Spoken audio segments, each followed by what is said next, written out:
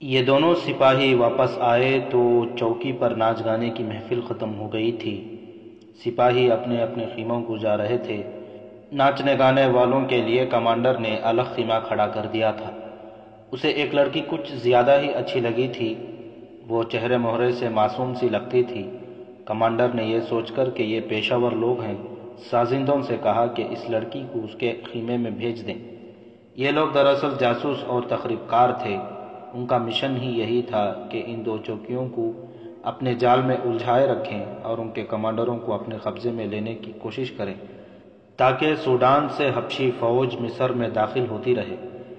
اس commander نے لڑکی کو اپنے ساتھ رکھنے کی خواہش کا اظہار کیا تو اس کی خواہش فوراً پوری کر دی گئی۔ رقاصہ اس کے ساتھ خیمے میں چلی گئی۔ کمانڈر ادھیڑ عمر تھا اور لڑکی نوجوان۔ خیمے میں جا کر لڑکی کی شوخی ختم ہو گئی۔ وہ تو ناچنے کودنے والی اور بڑی ہی پیاری مسکراہٹ سے تماشائیوں کا دل بہلانے والی رقاصہ تھی۔ باہر کی مشعلیں بجھ چکی تھیں۔ خیمے میں دیا جل رہا تھا۔ لڑکی ایک طرف بیٹھ کر کمانڈر کو گہری نظروں سے دیکھنے لگی۔ میں نے کبھی شراب نہیں پی، کمانڈر نے کہا۔ میرے باپ نے بھی کبھی شراب نہیں پی تھی، رقاصہ نے کہا۔ تم نے شراب کا نام کیوں لیا ہے؟ میں نے تو نہیں کہا تھا کہ شراب پیو۔ تم شاید یہ کہنا چاہتے ہو کہ ہمارے پاس شراب بھی ہوگی اور میں لا کر تمہیں پلاؤں گی۔ کہتے ہیں شراب کے بغیر عورت اور عورت کے بغیر شراب بے مزہ اور پھیکی ہوتی ہے۔ کمانڈر نے مسکرا کر کہا، میں شراب کے ذائقے سے واقف نہیں اور میں غیر عورت کی چاشنی سے بھی آشنا نہیں۔ پھر تم اناڑی گنہگار ہو، رقاصہ نے سنجیدگی سے کہا۔ میں تم سے کوئی نقد اجرت نہیں لوں گی۔ میری ایک بات مان لو تو میں اسی کو ساری رات تمہارے ساتھ گزارنے کی اجرت سمجھوں گی۔ بات یہ ہے کہ گناہ میں وہ چاشنی نہیں جو گناہ نہ کرنے میں ہے۔ تم مرد ہو، اس تنہائی میں جب ایک جوان لڑکی تمہارے پاس ہے، تمہیں میری یہ بات عجیب لگے گی۔ تم میری بات مانو گے نہیں۔ ذرا غور کرو، تمہارا چہرہ بتا رہا ہے کہ تم نے آج پہلی بار گناہ کا ارادہ کیا ہے۔ رات اتنی سرد ہے مگر تمہارے ماتھے پر مجھے پسینے کے قطرے نظر آ رہے ہیں۔ تم ٹھیک کہہ رہی ہو، ادھیڑ عمر کمانڈر نے کہا۔ ہمیں جب فوجی تربیت دی گئی تھی تو گناہوں سے بچنے کے طریقے بھی بتائے گئے تھے۔ جنگی اور جسمانی تربیت کے ساتھ روحانی اور اخلاقی تربیت بھی شامل ہوتی ہے۔ یہی وجہ ہے کہ سلطان ایوبی 100 سپاہیوں سے 1000 صلیبیوں کو خون میں نہلا دیتا ہے۔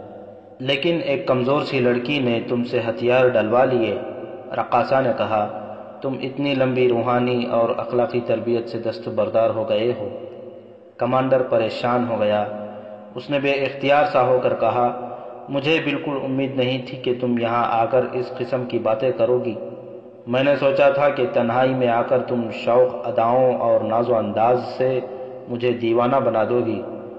تمہارے ہونٹوں کی وہ مسکراہٹ کہاں ہے جس نے مجھے مجبور کر دیا تھا کہ تمہارے آدمیوں سے تمہاری بھیک مانگوں؟ میں تمہارے عوض عربی نسل کے 2 گھوڑے دینے کے لیے تیار ہوں۔ اپنی تلوار بھی دو گے؟ لڑکی نے گردن کو خم کر کے پوچھا۔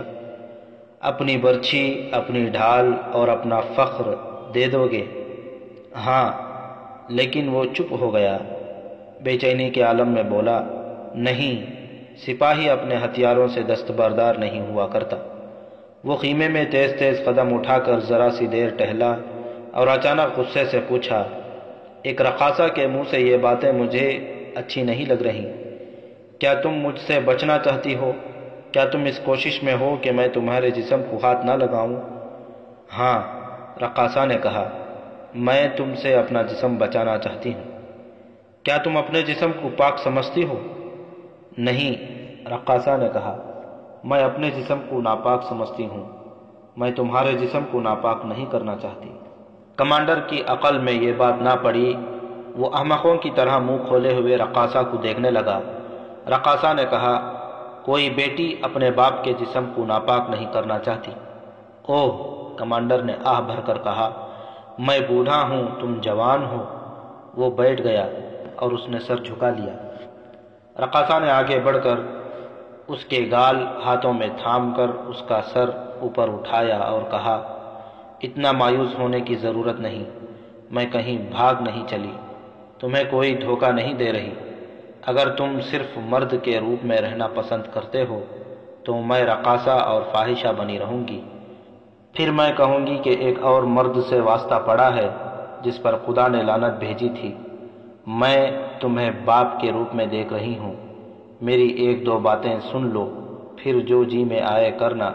میں پتھر بن جاؤں گی، تم اس کے ساتھ کھیلتے رہنا۔ تمہاری بیٹی ہے؟ ایک ہے، کمانڈر نے جواب دیا۔ اس کی عمر کتنی ہے؟ 12 سال۔ اگر تم مر جاؤ اور تمہاری بیوی غربت سے تنگ آ کر تمہاری بیٹی کو ناچنے گانے والوں کے ہاتھ فروخت کر دے تو تمہاری روح کا کیا حشر ہوگا؟ ان صحراؤں میں اور ان پہاڑوں میں بھٹکتی اور چیختی نہیں رہے گی۔ کمانڈر اسے پھٹی پھٹی نظروں سے دیکھنے لگا۔ اس کے ماتھے پر پسینے کے کئی اور قطرے پھوٹ آئے۔ رقاصہ نے اس کی آنکھوں کو گرفتار کر لیا۔ ذرا تصور میں لاؤ، رقاصہ نے کہا، تم مر گئے ہو اور تمہاری بیٹی ایک گنہگار مرد کے ساتھ خیمے میں بیٹھی ہے، اور وہ مرد اسے کہہ رہا ہے کہ شراب لاؤ، شراب کے بغیر عورت بے مزہ اور پھیکی ہوتی ہے۔ کمانڈر کے ہونٹ تھرکے۔ اس نے اچانک گرج کر کہا، نکل جاؤ یہاں سے، فاحشہ بدکار۔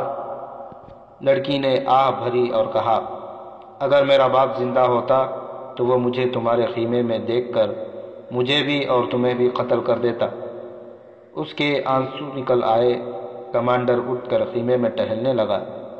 رقاصہ نے اس کی ذہنی کیفیت اور غصے کو نظر انداز کرتے ہوئے کہا، میں تمہیں بوڑھا جان کر تم سے نفرت نہیں کر رہی، میں نے تو ایسے ضعیف العمر آدمیوں کے خیموں میں بھی راتیں گزاری ہیں جنہیں عمر نے اندر سے کھوکھلا کر دیا تھا۔ وہ دولت سے اپنی لاشوں میں جان ڈالنا چاہتے تھے۔ میں نے تو تمہیں اتنا بوڑھا نہیں سمجھا۔ بات اتنی سی ہے کہ تمہاری شکل و صورت میرے باپ سے اتنی زیادہ ملتی ہے کہ میں رقاصہ سے بیٹی بن گئی، اور میں نے جو باتیں تمہیں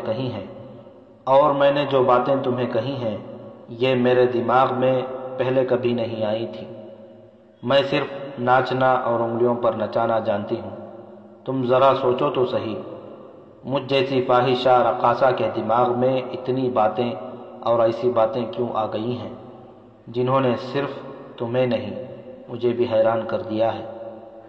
کمانڈر نے اس کی طرف دیکھا، اس کا غصہ بجھ گیا تھا۔ رقاصہ نے کہا، مجھے اپنے ماں باپ کا چہرہ اور جسم اچھی طرح یاد ہے، مجھے اس کے جسم کی بو بھی یاد ہے۔ تمہاری بیٹی کی عمر 12 سال ہے، میری عمر 9-10 سال تھی جب وہ مر گیا۔ وہ میرے ساتھ بہت پیار کرتا تھا۔ وہ مصر کی فوج میں سپاہی تھا۔ صلاح الدین ایوبی کے آنے سے پہلے ہی مر گیا تھا۔ میری ماں جوان تھی اور بہت غریب، اس نے مجھے ایک آدمی کے حوالے کر دیا۔ اس نے میرے سامنے رقم لی تھی اور اس آدمی نے میری ماں سے کہا تھا کہ اس کی شادی ایک بڑے اچھے آدمی سے کرا دے گا۔ میں رو پڑی تو ماں نے مجھے کہا تھا کہ یہ تمہارا چچا ہے اور یہ تمہیں تمہارے باپ کے پاس لے جا رہا ہے۔ میں 12 سال سے اپنے باپ کو ڈھونڈ رہی ہوں۔ انہی وعدوں پر مجھے ناچ سکھایا گیا ہے کہ مجھے باپ کے پاس لے جائیں گے۔ وہ تو ذرا بڑی ہوئی تو میں نے حقیقت کو قبول کیا کہ میرا باپ تو مر چکا ہے۔ اس وقت تک رقص میری عادت بن چکا تھا۔ مجھے کسی نے مارا پیٹا نہیں، میں نے باپ کے نام پر رقص کی تربیت لی تھی۔ مجھے استاد اور میرے آقا میرے ساتھ بہت اچھا سلوک کرتے تھے، بہت اچھے اچھے کھانے کھلاتے تھے۔ پھر میں جوان ہو گئی تو مجھے اپنی قیمت کا اندازہ ہوا۔ اس قیمت نے میرے جذبات مار دیے اور میں خوبصورت پتھر بن گئی، مگر تمہیں دیکھ کر مرے ہوئے جذبات جاگ اٹھے۔ اس کے آنسو نکل آئے۔ آہ لے کر کہنے لگی، یوں معلوم ہوتا ہے کہ جیسے میرے باپ کی روح اس خیمے کے ارد گرد گھوم پھر رہی ہے۔ اس خیمے میں آنے سے پہلے میں نے ایسا کبھی محسوس نہیں کیا تھا۔ کبھی یوں لگتا ہے جیسے میرا وجود میرے باپ کی روح ہے جو بھٹکتی پھر رہی ہے۔ تم اگر قیمتی رقاصہ تھی تو ان صحراؤں میں کیا لینے آئی ہو؟ کمانڈر نے پوچھا۔ میں اجرت پر آئی ہوں، رقاصہ نے جواب دیا۔ میں ان لوگوں کو نہیں جانتی، دوسری رقاصہ کو بھی میں اس سے پہلے نہیں جانتی تھی۔ مجھے بتایا گیا تھا کہ سرحد پر جانا ہے اور وہاں جس چوکی والے خواہش کریں انہیں بلا اجرت ناچ گانے سے خوش کرنا ہے۔ مجھے اجرت کی اتنی خوشی نہیں تھی جتنی اس کے کہ مصر کی عزت کی حفاظت کرنے والے مجاہدوں کا دل بہلانے جا رہی ہوں۔ میرا باپ بھی سپاہی تھا، میں دل کو دھوکہ دیتی ہوں کہ میرے رقص سے میرے مجاہد باپ کی روح بھی بہل جاتی ہوگی۔ میں ایک دھوکہ ہوں، اپنے لیے بھی دوسروں کے لیے بھی، لیکن میں وطن کے مجاہدوں کو ناپاک نہیں کر سکتی۔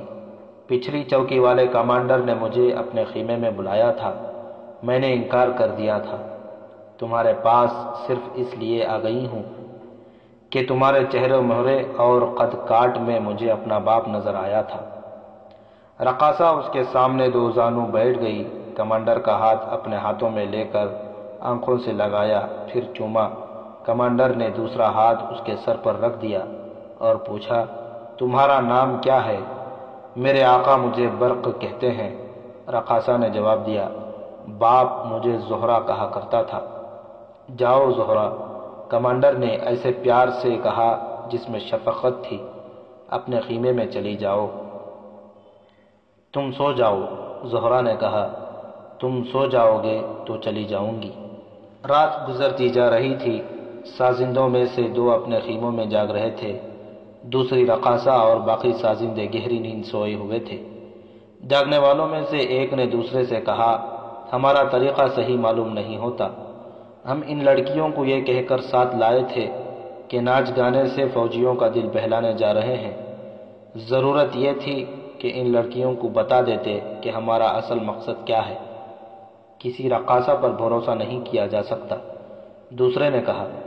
یہ لڑکی جو کمانڈر کے خیمے میں ہے، جذبات میں آ کر الگ تھلگ انعام لے کر اسے بتا سکتی ہے کہ ہم سرحدی چوکیوں کے لیے دھوکہ اور فریب بن کر آئے ہیں۔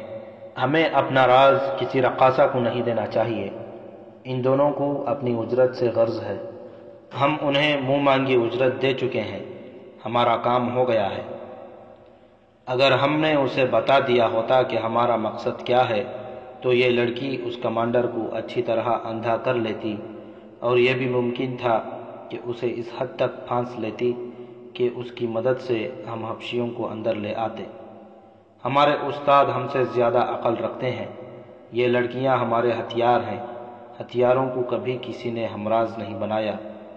کمانڈر کے خیمے میں یہ حالت تھی کہ کمانڈر اس اطمینان کے ساتھ سو گیا تھا کہ رقاصہ نے اسے گناہ سے صاف بچا لیا اور اس کے سینے میں باپ کو بیدار کر دیا تھا۔ رقاصہ اسے بہت دیر دیکھتی رہی۔ کمانڈر کا چہرہ جب رقاصہ کے آنسو سے چھپ گیا، وہ خیمے سے نکل گئی، اپنے خیمے میں گئی اور سو گئی۔ رات کی ایک ہی ساعت رہتی تھی جو گزر گئی۔ ناچنے گانے والے جاگے تو سورج اوپر آ گیا تھا۔ لڑکیوں کو معلوم ہی نہیں تھا کہ انہیں کہاں جانا ہے۔ سازندے انہیں اپنے ساتھ لے جانے لگے تو کمانڈر باہر کھڑا تھا۔ زہرہ دوڑ کر اس تک گئی اور کہا، میرے سر پر ہاتھ رکھو۔ کمانڈر نے اس کے سر پر ہاتھ رکھا تو زہرہ نے اس کا دوسرا ہاتھ پکڑ کر آنکھوں سے لگایا اور وہ بھیگی آنکھوں سے اس سے رخصت ہو گئی۔ وہ دریا کی طرف چلے گئے۔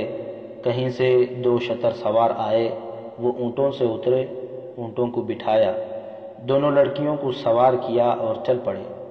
یہ شتر سوار اسی گروہ کے افراد تھے جو قریب ہی کہیں ان کے انتظار میں چھپے ہوئے تھے۔ یہ گروہ اس جگہ پہنچا جہاں تاجروں کا قافلہ 4 لڑکیوں کے ساتھ خیمہ زن تھا۔ یہ دونوں گروہ ایک دوسرے کو یوں ملے جیسے اجنبی ہوں۔ لڑکیاں ناچنے والی لڑکیوں کو مردوں سے الگ دریا کے کنارے لے گئیں۔ ان کا مقصد یہی تھا کہ انہیں مردوں سے الگ کر دیا جائے۔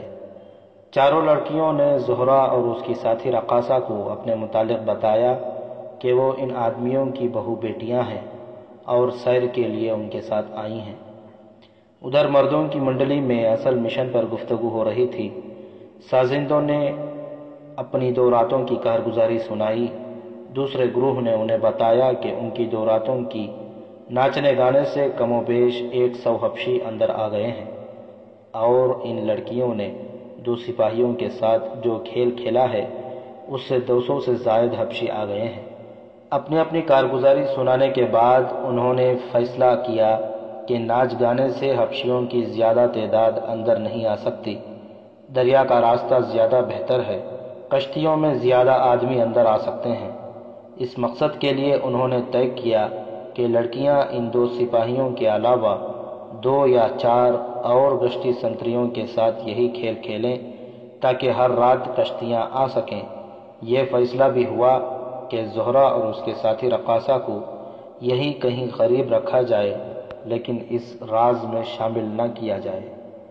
سازندوں نے بعد میں زہرہ اور اس کے ساتھی سے کہا کہ ان کا کام ختم ہو چکا ہے، یہ جگہ بہت خوبصورت ہے، اس لیے چند دن یہی فارغ گزارے جائیں۔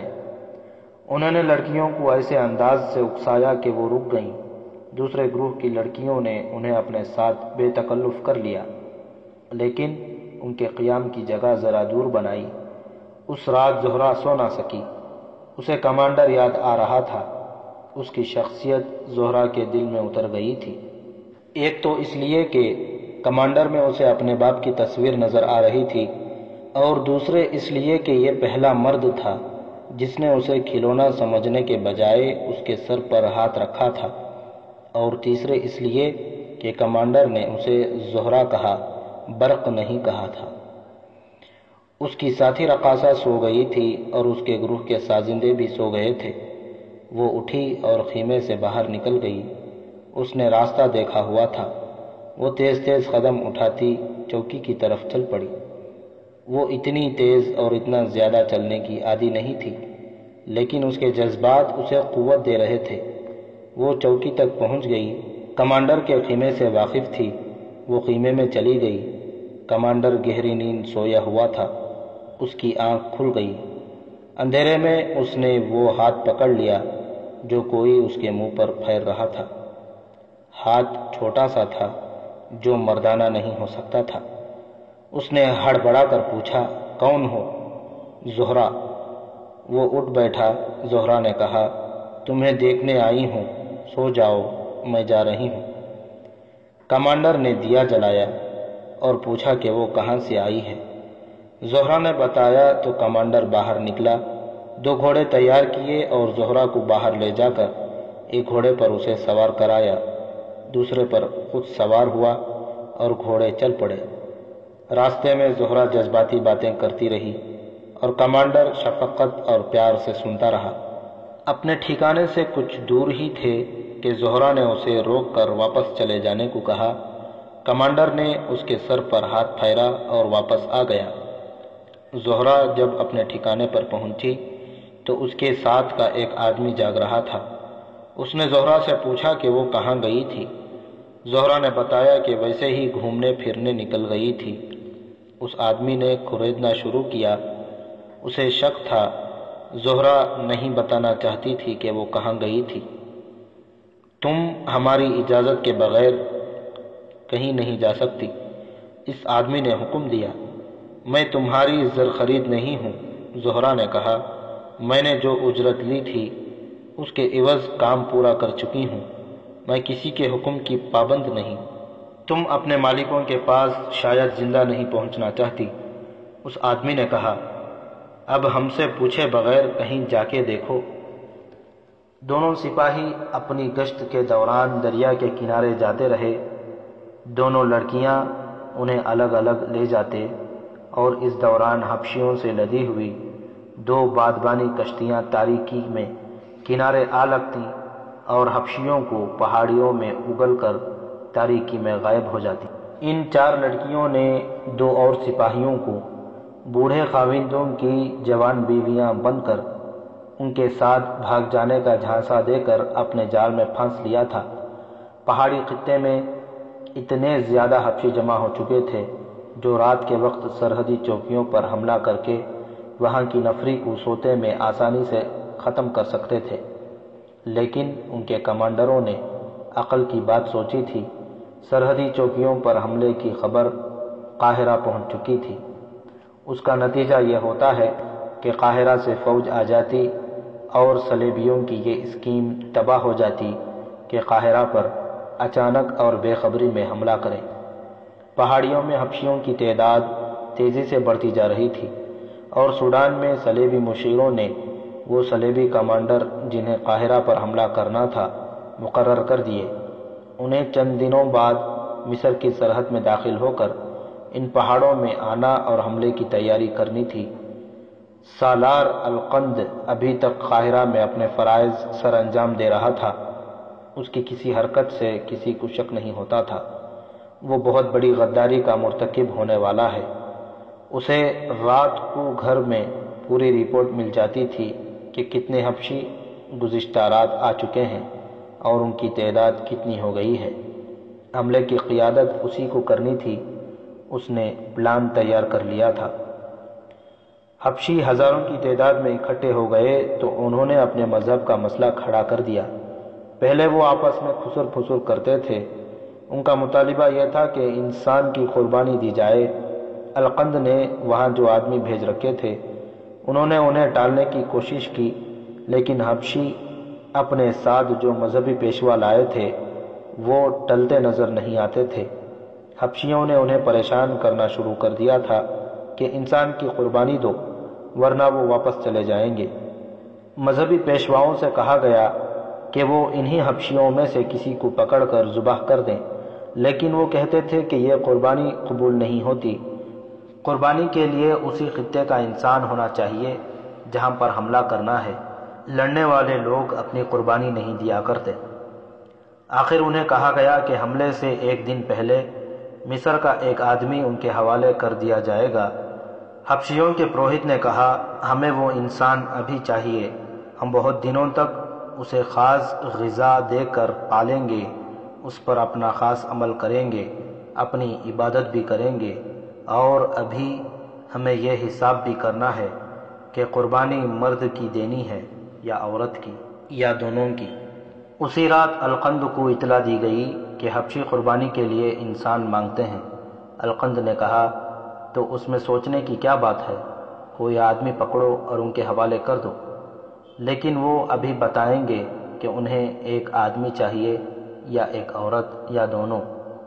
ان کا جو بھی مطالبہ ہے پورا کرو، القند نے کہا۔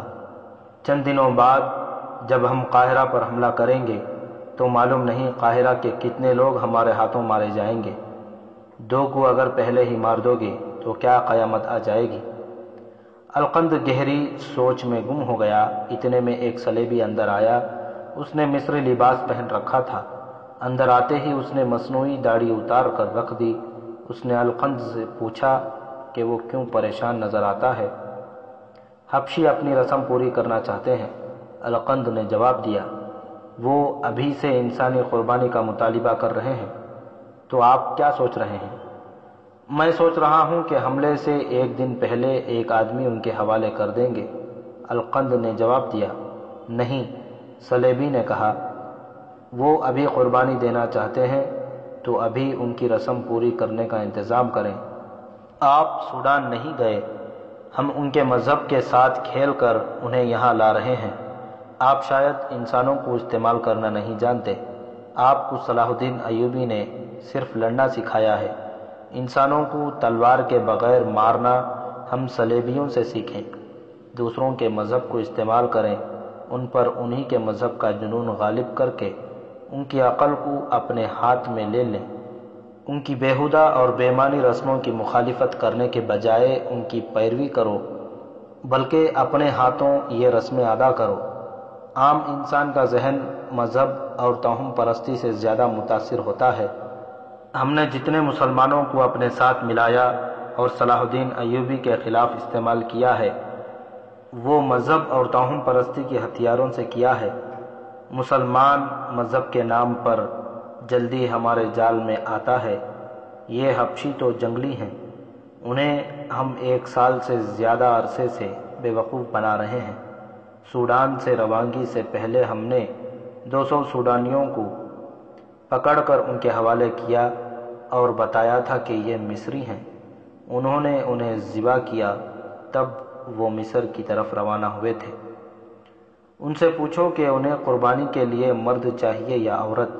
القند نے پوچھا، اور آپ کا وہاں چلنا بہت ضروری ہے؟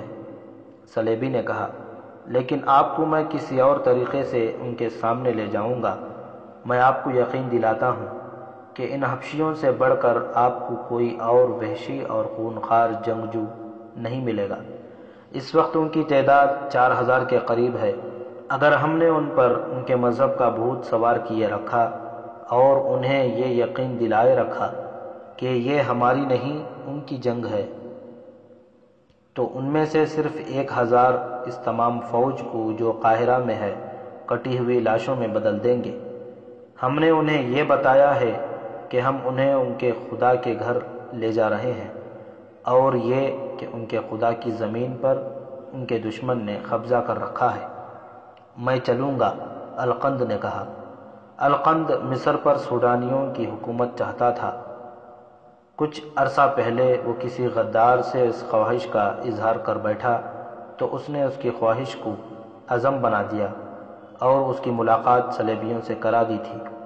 صلیبیوں نے اس کے ساتھ یہ سودا طے کیا تھا کہ مصر کو وہ 2 حصوں میں تقسیم کر کے ایک حصہ اسے دے دیا جائے گا اور باقی نصف سوڈان کو۔ جیسا کہ کہا جا چکا ہے کہ حبشیوں کی فوج کا اہتمام صلیبیوں نے کیا تھا، مورخوں نے القند کی بغاوت کو تفصیل سے بیان نہیں کیا۔